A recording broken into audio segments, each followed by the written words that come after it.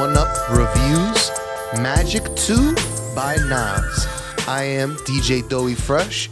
Here with me is the Texas one without a gun, Mateo, and the bald one, the only one, the great one, Pucho. He's holding it down downstairs today. Yeah. All by myself. Downstairs, he's holding the pod up. By myself. One man. Who was the comedian? He had the skit where he was... One man. Oh, man. This is him. Kevin something. Kevin Hart? Hart. Yeah, I'm Kevin pretty Hart. sure it's Kevin Hart. Yeah. Is it By Kevin Hart? You were blanking on Kevin Hart. Dude, I'd be forgetting people's names sometimes. Right? Oh, that's fair. I only remember obscure movie references. Right? That's all I got in me. Yeah. And obscure song references. Like what we're here to do tonight, okay? We're here to review Magic 2 by Nas. Some will call this a controversial tape, right? There's some controversy. Some people say this guy and Hit-Boy, no, I don't like the music they're making together. I thought he made this one with Mid-Boy. Nobody even called it Mid-Boy. All right. So people out there are not into it as much as I thought they would be. This comes off the back of King's Disease 3 that we got in December, 6 months ago. So 6 or 7 months ago, we got King's Disease 3. And then before that, we got Magic 1, the first Magic. And we did reviews on both of those. So if you're coming back from one of those reviews, thank you. Welcome back. We appreciate you. All right. Even the people who spoke very low of us. I can't wait for the people to come and hate on me. Yeah. Call me a Jay-Z dick writer. I'm going to be the first to mention Jay-Z yet again. And this is probably going to be the only time I'm going to mention him. But yeah, I think in the other one, I don't even think I even mentioned Jigga. And they were like, this Jay-Z dick writer. They knew I was a Jigga fan, so they could sniff it on me. I'm also a Nas fan, people. Right? Yeah. Also a Nas fan.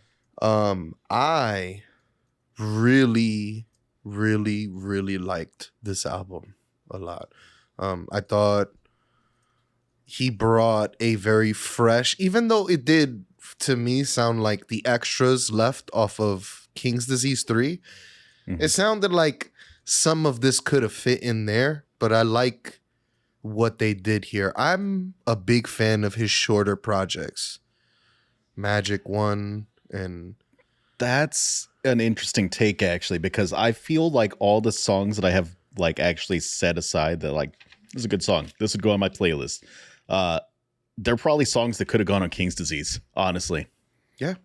But I mean, that album already had 23, 22 songs, something like that. That album already had a lot going on in it. Yeah, I'm pretty sure on my review for King's Disease 3, I'm like, all right, what songs could we drop off this album? I was like, these two songs don't even belong. Just get them off. I wanted the album to be shorter. Yeah. And I think... Let's jump into the just a track-by-track breakdown. Yeah. We're breaking it down track by track, right? Yeah. That's the just plan. Like we always do. Nothing changes, all right? Nothing changes around. It's classic us. We're all acting originally, okay, guys? We're not putting up an act for anybody, like some people would say. It's fully scripted, dude. I don't know what you're talking about.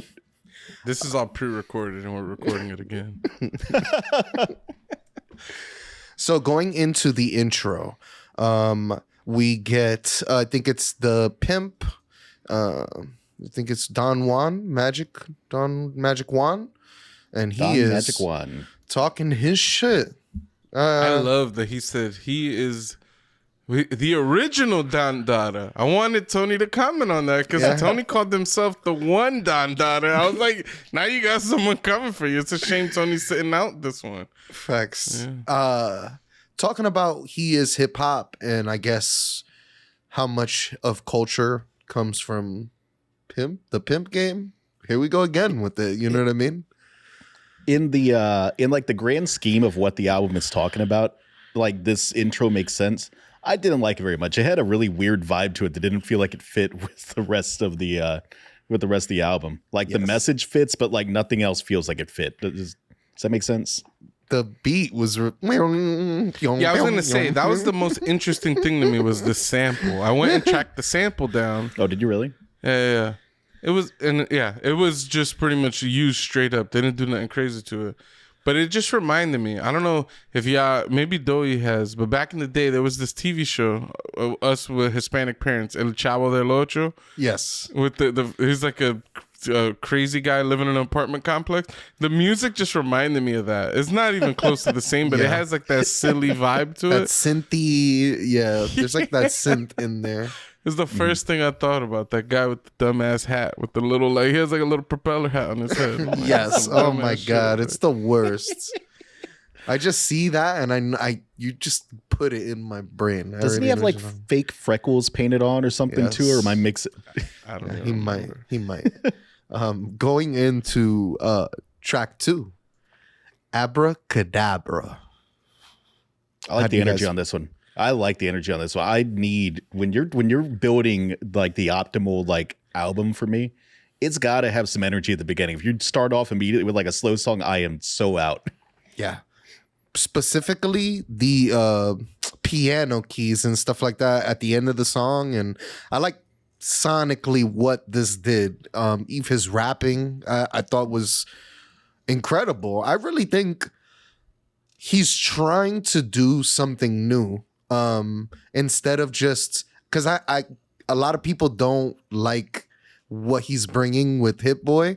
They want more of his old stuff, and I don't know if we need that. I like the new stuff that he's putting out. This is like a flow that I've never heard from Nas before, and I think it's because he's getting on these beats that Hit-Boy's producing, and he's changing what he sounds like sonically and like his flows and shit. And I feel like this is cool because we're seeing him, I guess, challenged in having to give us a different type of flow. Bucho, what did you think of the lyrics on this one? Because it felt like a lot of, I know that there was at least one verse that was focused a lot on like the critics, like his albums being like graded again and having to be like given a new score by these critics. I thought that was kind of interesting. It's very aggressive way to start off your album, you know? Yeah. Yeah, I mean, I thought the lyrics are all right. Sorry, it's gonna be a general vibe of the album for me, which is just that I feel like it feels like a lot of rapping about his journey, where he's gotten, how he's gotten here, how he's doing, enjoying his current state where he's just making music with his friend and they're just enjoying life. Otherwise, it didn't feel like there was much else lyrically going on. I love the Hit-Boy don't miss on the production. Like though he said, the pianos are fire, the energy is good. It's a nice like bouncy track. It's a good opener for like getting you excited to listen to the album. It's got some trap vibes. I thought it was dope. Yeah, it's definitely a new sound that I like a lot. Going into track. Oh no, do we want to do track by track grade, or we want to? Okay, I don't think that I've got like. I don't know that I have some of these tracks like ranked in my head to that level. Yeah, I guess I'll hit you with one real quick. I'm not skipping anything on this album. I liked all the songs. Cool. I all the songs were good. Not my favorite songs, but they were all not. I'm not skipping them. I'll listen to the whole album. And it's short. How you gonna skip the short ass album? It's like, yeah. I've got 2 skips. Oh shit! All right, going into the next track, "Office Hours" featuring 50 Cent. I think this is one of the most interesting tracks I've heard from Nas in a while. A lot of people, I don't know. A lot of people would say, I don't know, his rapping on here, I would put like very high caliber. I was like the rhymes he's spitting. I like what he's talking about. But it's very layered. Like his rhymes are like very layered. I was picking up on it. They even dropped a video, and I think it was 72 or 73 unique words used in his entire first verse. And That's then interesting. Yeah, you get into 50, which I haven't heard in a long time. and I was like, almost had to like do a double take, and I was like, "Is this 50 Cent?" And it's him. And I think he brings a good 16 bars. I think a 16, something like that. He spits a little quick 16, and then he talks his shit. I've got a question for you. This particular track spawned this question. Yeah. Is 50 Cent a good rapper?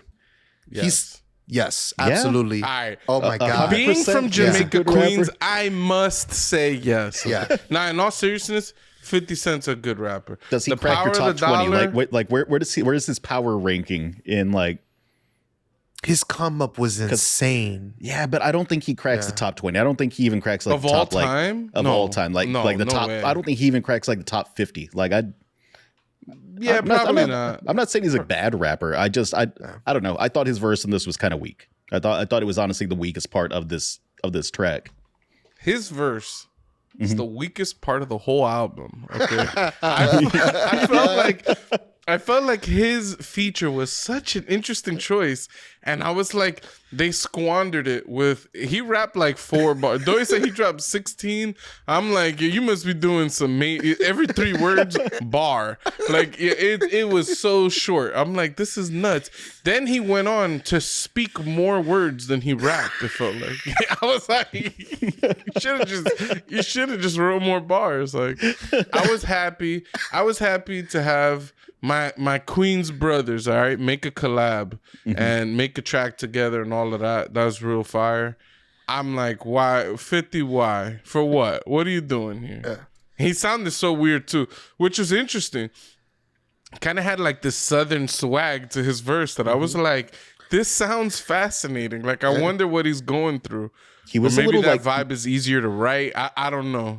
He was a little like garbled or something, right? Like just mush mouthy. Honestly, I think 50 got shot in the face. Yeah, so that's why he's like that, ever since then he always sounds like he's always talking through his teeth when he raps. I honestly feel like all his other albums and stuff, they do some shit to his voice to make him sound clear. Because when I hear him talk, he be sounding like he's talking through his teeth. And on this shit, I'm like, man, he really sounds bad. And I'm like, I just wonder if it's that, like, if Hit-Boy didn't give him the proper quality that he requires, or what, or maybe I don't know, or maybe it was an artistic choice, you know? Yeah, but I did find his voice to be very very weird. Now, 50 Cent might be the best person ever to troll Floyd Mayweather Jr. though. That whole reading thing, dude. My favorite thing about 50 Cent, you right could there. read one page from a Harry Potter book. Yeah, that was fire. I love 50 Cent. That's how 50 Cent made his bones too. I'm not trying to. Now we're gonna go into a whole 50 Cent thing, but he literally made his career off of dissing people and making fun of people, and like he literally willed himself into hip hop in the hip hop spotlight by like. He dissed Jay. He made a whole song where he dissed every single person in the industry. He got Jay-Z to respond to him when 50 was still a nobody to the masses. You know what I'm saying? So it's like 50 knew what he was doing. He was a troll from the start. You know? Yeah. And anyways, I was happy to see them do something together. And to Doe's point on the last track where you said Nas is like challenging himself to do things different, I feel like in this song in particular, in different parts of the verse, he really switches up his flow in a way that I've never heard him rap. And I was like, not my favorite sound, but very interesting that at 16 albums in, my man is still trying to do new things. You know what I'm saying? Yeah. I thought it was dope. A lot of 50 pointless. A lot of Fredo references. All I see a bunch of I was gonna Fredos. say, I can't even explain the Fredo references, all right? Because it's a spoiler. Because my man Doey here is the last person on planet Earth who hasn't watched The Godfather. Tony probably doesn't get the reference either. He said Godfather one and done, dude. That's all you need. Yeah, Godfather one and done. It's in my mind. I'll never forget. It lives on forever. Anyways, going into track 3, which I thought, oh no, this is track 4. Sorry. Track 4, Black Magic. This is one of my favorite tracks. I love the sample of the Memphis, whatever group that is. Sounds like some classic Memphis 93, 92. They had some incredible production back then. And the way that they recreated and used that sample from that song, I thought it was genius to me. I like. Is that where the piano comes from? Because there's little bits where this nice piano comes in, and I'm like, yo, that sounds really. I really like that. Yes, but I wasn't sure where, like, if it was a sample or if Hit-Boy, or where the piano came from. Yeah, it was insane. The production back then was really good, and they had terrible microphones, so it all had like this sound. It has like this sound, like it's encapsulated, where you hear it and you're like, this sounds old. Like the sound, it's got that static and that like distortion to it a little bit, like that. That's cassette kind tapes, of what it does. Like when you listen to something on a cassette tape. Oh man, cassette tapes too have that. They stretch as you play them more too, so you get a little warble mixed in there. Yes. So yeah, I love that they use that as like the hook and stuff like that. I like the way he was rapping. He's rapping about a girl. I see track 4 and track 5 are the two like snoozes for me, but I think it's because the album is so short, and I don't want slow tracks on a 30-minute album. You're wasting. I don't know. I feel like if you're putting together a 30-minute album, it needs to be in your face. It needs to be aggressive. Every song needs to be there. Maybe it's a different philosophy on making music though. 4 and 5 for me just did not do it. They were slower. I mean, the instrumentals, everything was great, but it was interesting hearing Nas on like a Memphis inspired beat. That to me is crazy. And I think that was more of the point of like the song was like to show his versatility and stuff like that. Anything, Pucho? I like the song. This is for me one of the better songs on the album. In fact, 4 and 5 I think are the best songs on the album, which is why my mouth dropped on my tail said these are snoozes. I'm like, yeah. But I really like the beat, the production, the piano, the bass. Out of the whole album, lyrically, this might be my favorite in terms of what he's rapping about. It's got like minor vibes of like some storytelling, even though it's not really telling a story, but it kind of got those vibes. It feels very like in a theme, like very strongly in a theme where he's talking. Obviously, the whole album is like magic based, but it's more like voodoo and hexes and curses and things like that. At one point in the album, he says he leaves his iPhone on D&D, like do not disturb, and I'm like, but is it also a Dungeons and Dragons reference? Like, I don't know, like the whole thing just feels so fantasy to me. I wasn't sure, and I was like, that's interesting because that line stood out to me, and I thought he was talking about D&D when I was just listening to the album in like the background on my first listen. I went back and I was like, okay. It would break my brain if Nas is making a Dungeons and Dragons reference, but maybe I want to live in that magical world. It's magic. Right? That's what Magic 2's all about. It's magic, all right? Yeah, I don't know. I like the track, and like you said, it's like a Memphis beat. I feel like the southern, the voodoo people, those are them southern folks, you know. Yeah. Like you know, more like the Louisiana, but you know, Memphis ain't too far from there. They're right there, cousins. It's right there. You know what I mean? It's about 8 hours driving. I just did that drive. Everything in the South is close. Right? This shit's all a long ass road. Moving on to song number 5, Motion. We have Emotion. I love this song. It's so upbeat. He's like, Nas is rapping super hard. He's coming for this song's throat, and I love it. I was like, this is what I needed. I was like, this to me is one of the better songs on the album. I really, really, really like this song as well. Yeah, I think this is the standout song on the album. Mm-hmm. I fucking love the beat. Right when it opened up, I'm like, especially the first line is something about a magic castle. I'm just like, he just put me in Castlevania. Yeah. I'm like, just like that creepy beat. I'm like, yeah, this sounds like the type of shit Busta Rhymes used to rap to back in the day with like all his like, it almost felt like a hip hop horror style thing. I don't know. That's what the beat like elicited in my mind. And then Nas has like a more like, he's going more for like this hardcore kind of style with his lyrics and his delivery. I really like the song. I did really like the beat on this one. Something about it didn't grab me. I do think it's interesting the people that are hating on like the production on this album, because I think that's honestly some of the strongest parts of this short little album, honestly. They're saying Mid-Boy. They're saying Mid-Boy does it again. I don't know, man. He gets such fun samples and such weird, obscure stuff. I can't get behind that. Yeah, that's what I said. I really like the pairing. I think Hit-Boy is giving him a wide variety of beats. I'm like, yo, this guy is like, he's giving us boom bap, he's giving us trap, he's giving us all these different sounding. So I was like, wow, this guy might be one of the better producers of our little time period we're having right now.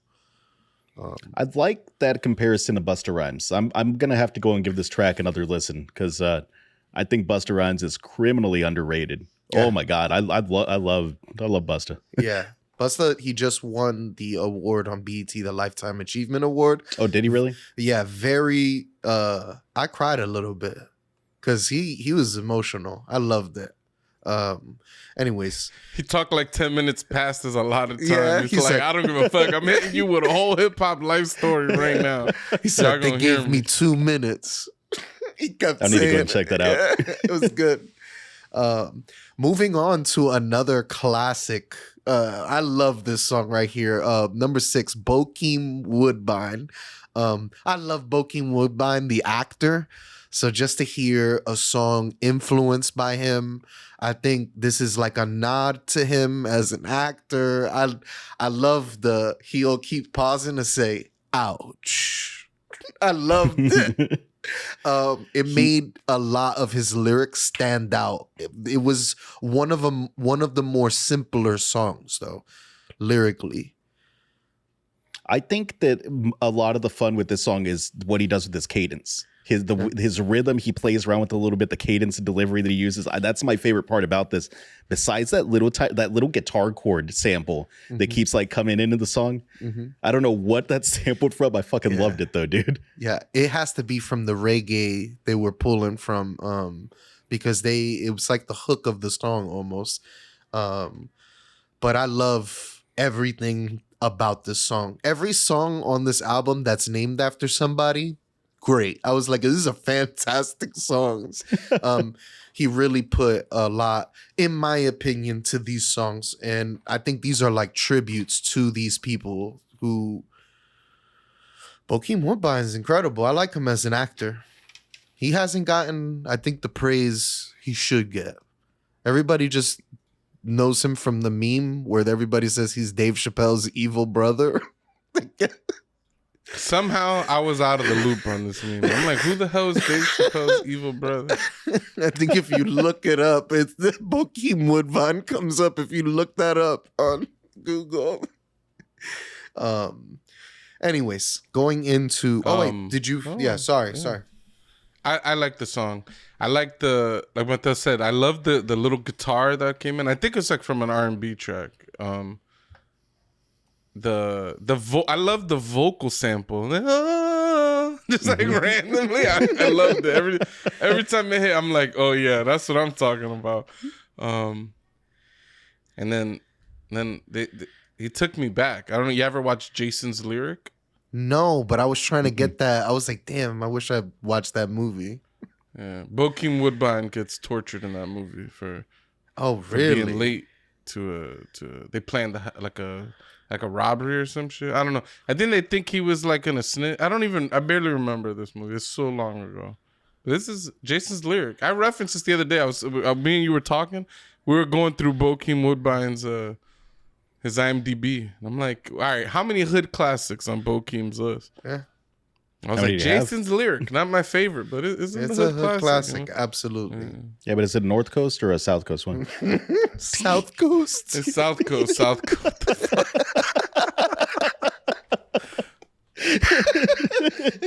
North Coast. Tony's North and South thing is breaking my brain, dude. Moving on to the next song. The next song named after somebody, Irving Magic Johnson. Just a nod. He has already responded to Nas, and he's like giving the album praise, and I guess he's very happy that Nas, made a song with his name on it. And I love this song as well. I really enjoy, and we're already halfway through, and I feel like this whole album is just, for me, one big apex. And I'm like, when is it gonna come down? I'm like, a lot of these songs, this one in particular, I like the little sample that they used. It's very like, sounds like it could be played at like a parade or something like that. I like but I like his use. I like him talking about he's like the hood before it got gentrified. I love all of the things that he did on this. What about you guys? Yeah, this was actually one of my least favorite on the album. I thought the song was fine. It's just I like the like you said, it has like this like triumphant beat with the bump bump bump bump, like the whatever the fuck instrument that is. I feels like it could be played at like an NBA game. Right, like they're gonna play that the entrance to your hood intramural basketball league championship game. You know? Yeah. That is so specific, but I'm right there with you, dude. I get you don't like the Built for Cuban Links reference? Yeah. I was gonna say this is like he references like Wu-Tang and like 3 different songs on the album. I was like, it was just something that caught my. I actually wrote the note on the next song because he makes another Wu-Tang reference that I was like, man, there's a lot of Wu-Tang references on the. Maybe I don't know what a lot is. I just noticed like 2 or 3 of them. Another more simple song. Not crazy lyrical. I went back to listen to the song like 3 times, and every single time I got distracted immediately. This song, I didn't dislike it. It just felt like it was the fastest song on the album for some reason, even though it definitely was not. Like it was 100% not the shortest song on the album, but it just felt that way. Every time I went back to listen to it, it was over the second that I started it. Yeah, some songs are like that. They just glide right through.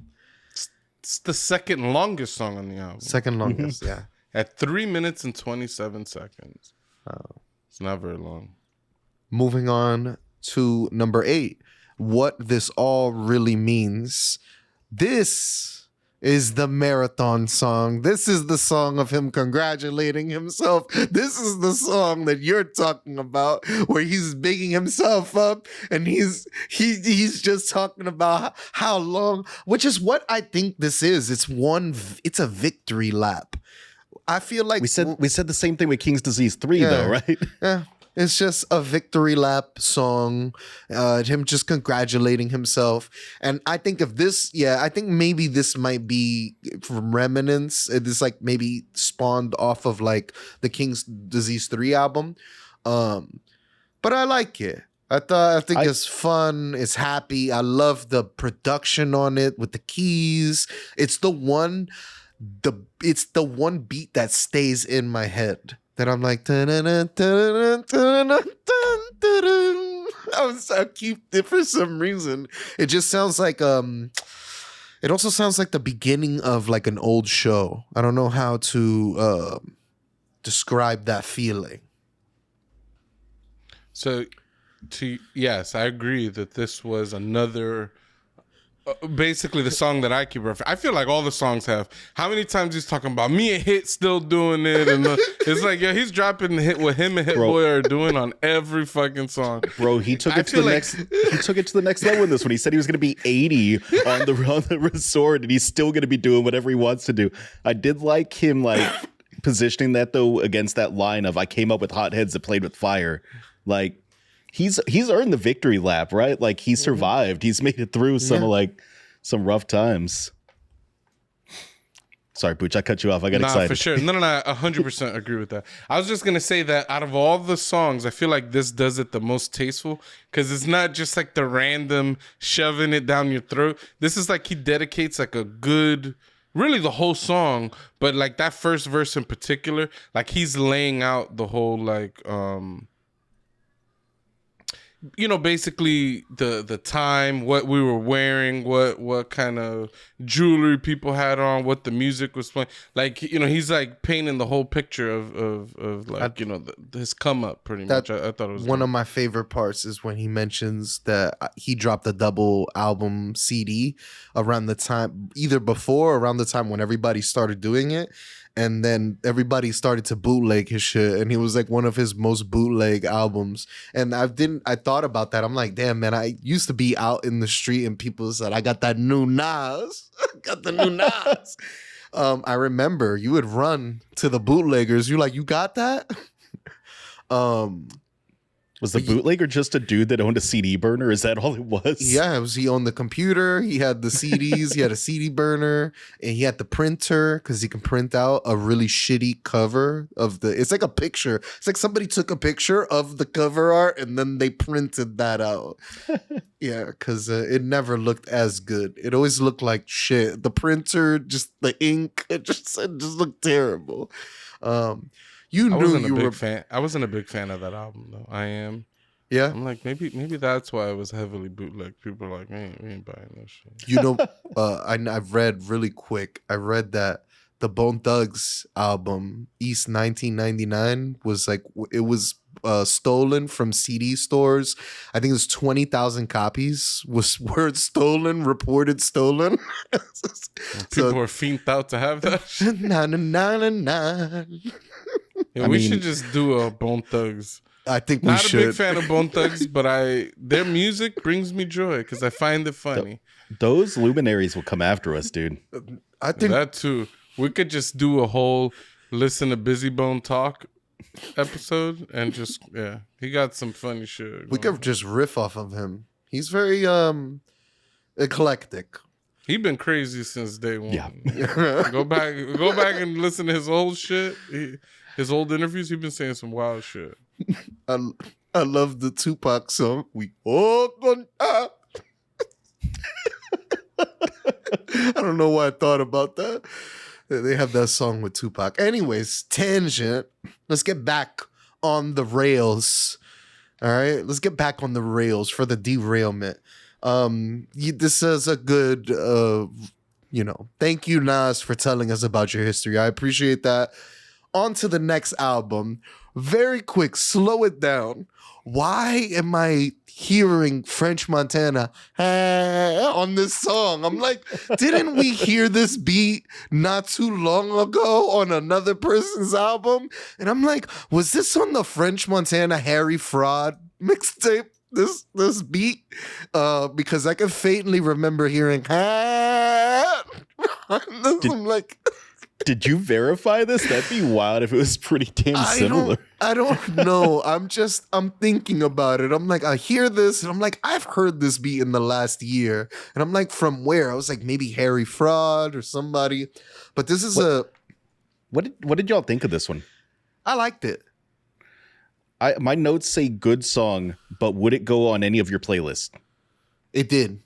A lot Yeah. of the songs on this album went on my playlist. Yeah, I think the vibe of the song, I just couldn't figure out what other songs I would put. What playlist would this go on? Like, what vibe would that be? I think this is supposed to be a chill track. I think he's trying to say he's slowing it down for you if maybe he's going too fast. I think maybe this should have been after Motion, but I feel like that it would have killed the apex of the album.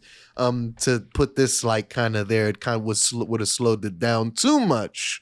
Yeah, but I think I think having the Black Magic Motion, I think, is the peak, and then Bokeem Woodbine is like another good peak, song. yeah. And now we're kind of coming out. I think that was good.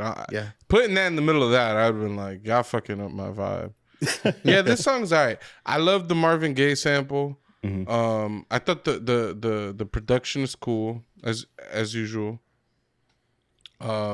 The I like how the song kind of takes breaks. That beat, it kind of feels like a movie soundtrack or something. Like, so I don't know. I really like the vibe of the song. Again, lyrically, I feel like Nas don't got much to say no more. And I don't, 16 albums in, how much could he say? He's a millionaire now. I don't know, but I resonate with some of the other people that are saying they want Nas, they want old Nas. Like Jigga said, if you want my old shit, buy my old albums. So like, let these guys make the music they want to make. I respect it. It's just sometimes, it don't resonate the most with me, but I respect the move. You know what I'm saying? Yeah. Moving on to the 10th song, Pistols on Your Album Cover. This is probably one of my second or third favorite songs on the album. I think this was my favorite on the album. I think this feels like Memory Lane-esque. This feels like good Nas music. I really appreciated this, him taking us on the stroll with his lyricism. I really, really appreciated the instrumental and the way it starts up. The keys. Yeah, this guy, Hit-Boy, has, if that's him, I was like, man, this guy's got some talent behind the keys. I think I'm just a sucker for horns, man. You put horns into like that sample that you're pulling in, and I'm in. Like, I'm hooked. Yeah. What do you think, Booch? Yeah, I think the beat, it's like a video game beat or something. Like, it sounds like something to me like it would be like in Streets of Rage or something like that. I loved it. I liked like Doey said, I like the especially me, like I like KRS-One. He referenced him a few times. Well, for one, he had the KRS sample on the track. Yeah. He mentioned the guns on the album cover. That's he mentions Boogie Down Productions as BDP, which is the KRS and I forget someone else. Other. Scott LaRock, who died, by the way. There you go. Pretty recent after they dropped that album. But yeah, I loved it. I love the vibe. One of the better songs on the album as well, for sure. For sure. Like I said, I don't got no skips on this. I like all the songs. They're all good. Yeah. On to the last song, which was sparked by, I guess, 21 Savage was inside of one of these chat rooms talking, and then I guess he said, in a way, I guess it was mistaken, but he said that Nas wasn't relevant anymore, and I think a lot of people were like, "Oh, Nas, look at what he's saying. Look what somebody's saying about you." And instead of beefing, I think they linked up and they talked and they made a song to get together, and I think that was cool. It isn't my favorite song. I think 21 does what 21 does, and I think that's cool that Nas is working with the younger. I thought this was cool. It made me think about who else Nas can make could he make a song with NBA Youngboy or something like that, like Yeet, Nas, that new Nas and Yeet, that new Nas and Benny X. I was like, maybe I was like, who could I see Nas featuring with? But yeah, I like the beat on this one. The beat is good. 21 does a pretty decent job at rapping, and then this song has already been released, though, so this is kind of an extra. This song was released. Oh, is it really? Yeah, it was released maybe a month or two after the album came out, King's Disease 3. Yeah, so this song... So this album is definitely scraps from King's Disease 3, then. Is what a lot of people say. This is some people who love it, they call it, this should have been called Still Magic. For Stillmatic, they were like, this should have been Still Magic. Which I kind of dig that. Yeah, I was like, that's pretty good. I like that. Just because he had the Illmatic and then the kind of, not the next album, but like his sequel album to that was Stillmatic. I thought it was fire. I don't remember. What do I like more, Magic 1 or Magic 2? We'll get there. Yeah. Yeah. This song in particular definitely scraps from King Disease for sure. Yeah. They've been dropping King Disease in their verses. It almost sounded like they thought this was gonna make that cut. This to me felt like the longest song on the entire album, and I also understand that it might be the shortest. I've got it here where it says it's like 2 hours and 49 minutes, or 2 minutes and 49 seconds. Yeah, a very short song. On my initial listen, this was my favorite song on the album. Yeah. Really? And I think 21 Savage's rapping was so much better than I expected it to be that it just like elevated the song. Even though his rapping's not that great, it's like he exceeded my expectations far and away that I was like, this is a good song. Yeah. I like the respect between the two of them, especially given, like Dewey said, the little history where even then, to defend 21 Savage, I don't think what he said was wrong either. He's basically saying that in the zeitgeist of hip hop, Nas doesn't have a big following, in terms of like your common hip hop fan ain't clamoring to listen to this Nas album. It's the Nas fans are clamoring to listen to the Nas album, and that's fine. There's nothing wrong with that. I think when people hear a word like irrelevant, it sounds disrespectful. So there was like that vibe. But I don't think it's a lie. Nas is not that popular anymore. Like, he was very popular at one point in his career. He's not that popular right now. You could be a legend and still be irrelevant. Yeah. Yeah. Look at Milli possible. Vanilli. Do you appreciate that? Do you guys? Vanilla Ice. You guys? Yeah. No, for sure. Do you guys? How do you feel about 5 albums in just a few years from Nas? You feel like this is a good thing? Do you feel like he's trying to do too much? I think it's all great. I love it. I think this year in particular has been pretty tragic for music. I think we've gotten very few good albums. I think this is one of the better albums of this year. How do you guys feel? I like it. I'm cool with rapidly releasing music and all of that shit. I'm a little salty though. Like, Nas dropping 5 albums in 3 years. Like, where was that energy when you started? All right, because that's what I would have loved that back in the day. Yeah, I remember being so bummed out. You got to wait 2 years for a Nas album and shit. It's like we went through 2 years, 3-year stretches. It's like, oh man. And then you got other artists, Jay-Z, releasing an album every single year. It was like, I always wanted more output from Nas. So I love that now he's doing that. I think coming out the gate being such an incredibly skilled rapper, especially with Illmatic, followed by It Was Written, 2 of my all-time favorite albums. I feel like there might have been a lot of pressure to like stay on top, produce like perfect music and all that stuff. And now that he's at a point in his career where he's just enjoying himself. He's just making music for the love of it and all of that. I think he's able to just relax more and just produce what is fun for him in the moment or what he's interested in. And I think he's able to produce so much more like that. That's the vibe I'm getting from these 3 King Diseases and then the 2 Magic albums, is right? Like, that's just the feel of those albums. Yeah. So when it comes down, do you have anything to say, Mateo? You good? No, I think that I don't know, man. I can't trash on any of the production in this album for sure.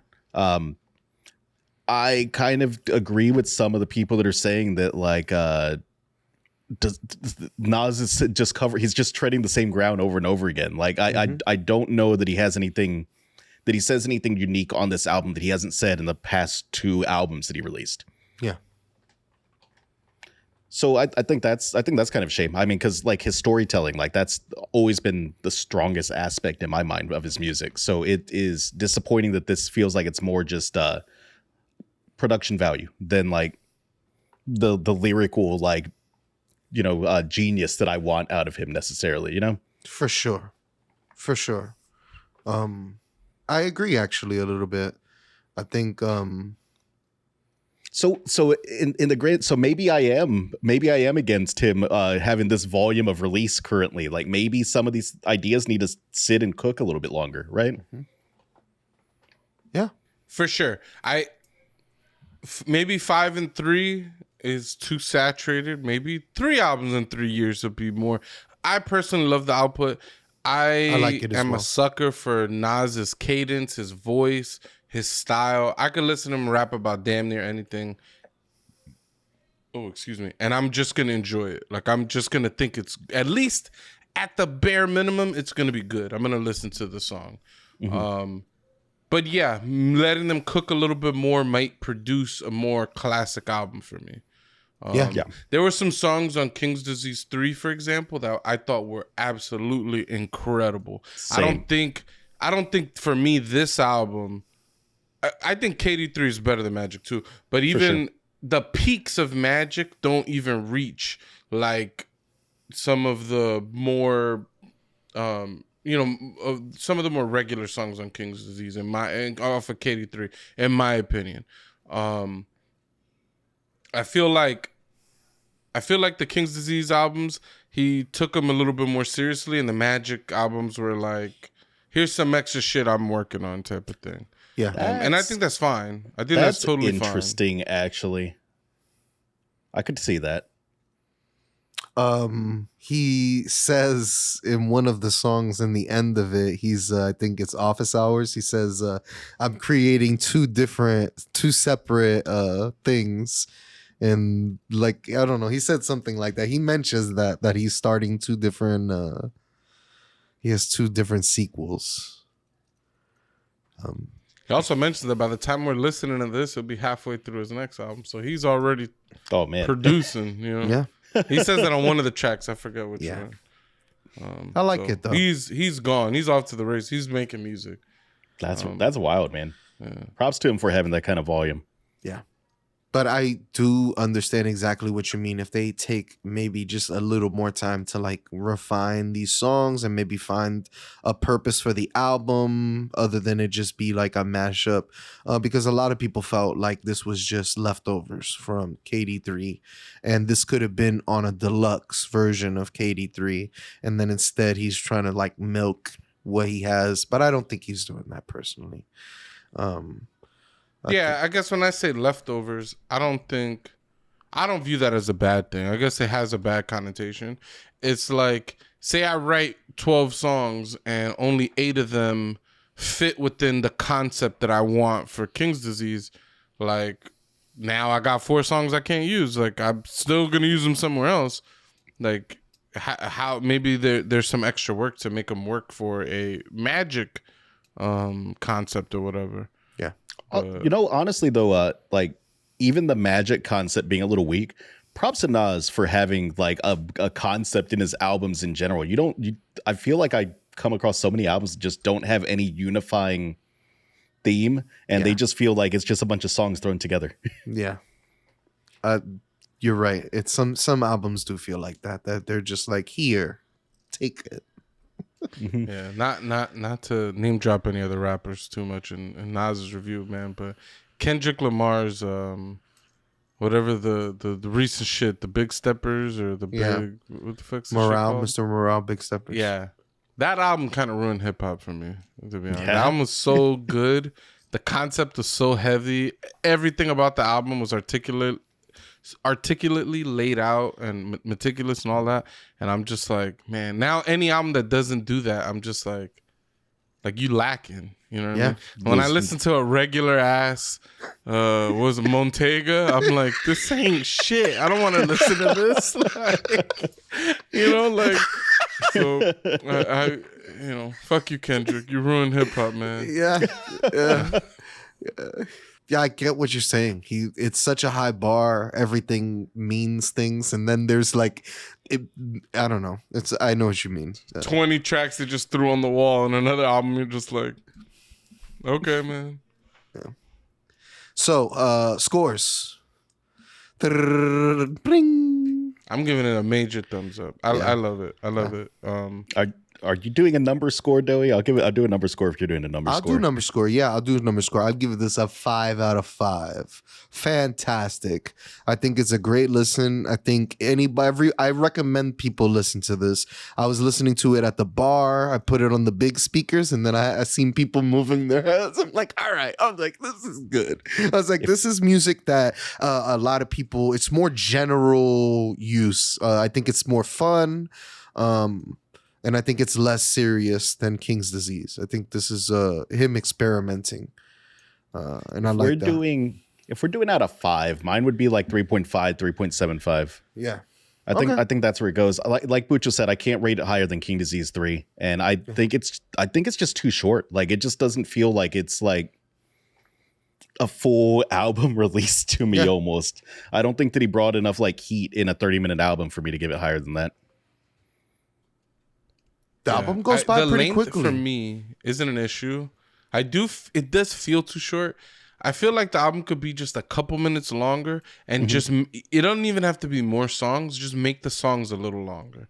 Like do a little bit more on the tracks. And I know that's the complete opposite of where hip hop has gone. I think with there's a lot of things. I think there's a short attention span issues. There's the streaming thing. You want people to get a lot of listens, so you're trying to shorten your songs. Yep. Right. Things like that. I think there's a reason why we're going to shorter songs.